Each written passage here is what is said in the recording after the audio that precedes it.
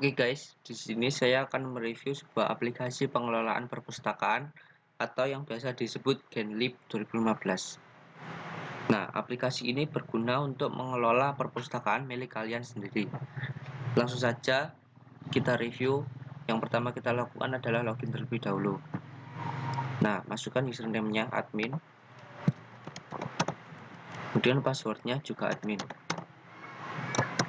Nah, setelah login, yang harus kita review pertama adalah menu data anggota. Nah, di sini ada jenis anggota. Menu ini digunakan untuk memasukkan jenis anggota perpustakaan. Kemudian input anggota. Menu ini digunakan untuk memasukkan data anggota perpustakaan. Kemudian import anggota. Menu ini digunakan untuk import data anggota dari file Excel. Kemudian mutasi anggota. Menu ini digunakan untuk mutasi anggota perpustakaan. Kemudian cari anggota. Menu ini digunakan untuk mencari data anggota perpustakaan. Kemudian anggota nonaktif. Menu ini digunakan untuk menonaktifkan anggota perpustakaan. Nah, setelah data anggota kita ke menu data buku.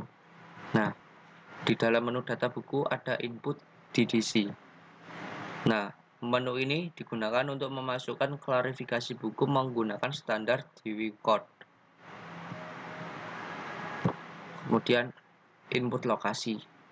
Menu ini digunakan untuk memasukkan lokasi penyimpanan buku.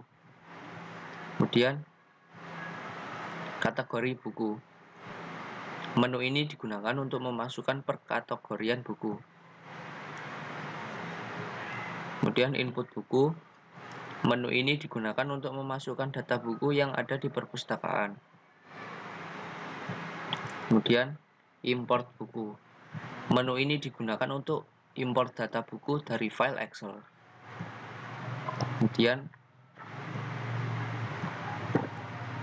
cari buku. Nah, menu ini digunakan untuk melihat informasi buku yang ada di perpustakaan. Kemudian buku hilang. Menu ini digunakan untuk memasukkan data buku yang hilang atau rusak di perpustakaan.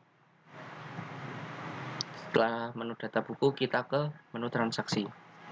Nah, di dalamnya ada menu peminjaman buku. Nah, menu ini digunakan untuk memasukkan pengkategorian buku.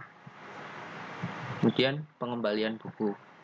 Menu ini digunakan untuk memasukkan data pengembalian buku.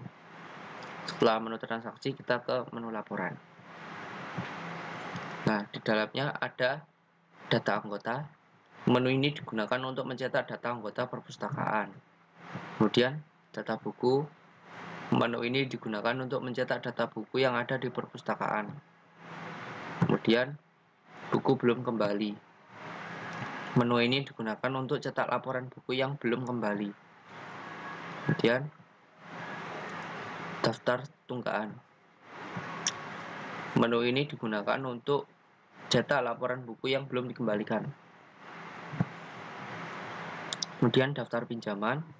Menu ini digunakan untuk cetak laporan buku yang sudah dipinjam. Kemudian buku hilang.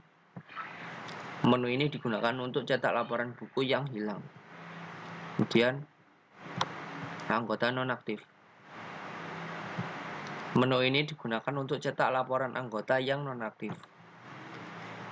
Sekian review singkat dari saya. Terima kasih.